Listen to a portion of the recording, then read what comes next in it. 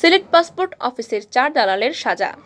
সিলেট বিভাগীয় পাসপোর্ট অফিসে ঝটিকা অভিযান চালিয়েছে ভ্রাম্যমাণ আদালত। আটক করে বিভিন্ন মেয়াদে সাজা দেওয়া হয়েছে। মঙ্গলবার দুপুরে জেলা প্রশাসনের নির্বাহী হাকিম ও সিনিয়র সহকারী কমিশনার শাহিনা আক্তারের নেতৃত্বে এই অভিযান চালানো হয়। অভিযানকালে কিরণ দেবনাথ, আব্দুল মতিন, রাজু আহমদ ও পিয়াস মিয়া নামের 4 দালালকে আটক করা হয়।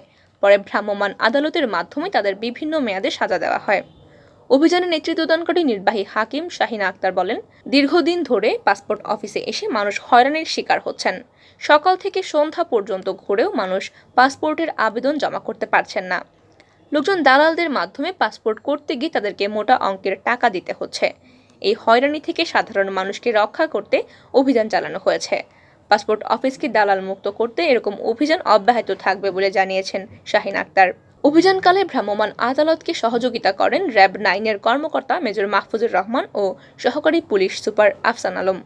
অভিযানের সময় উপস্থিত ছিলেন সিলেট বিভাগীয় পাসপোর্ট অফিসের উপসহকারী পরিচালক আব্দুর রাজ্জাক।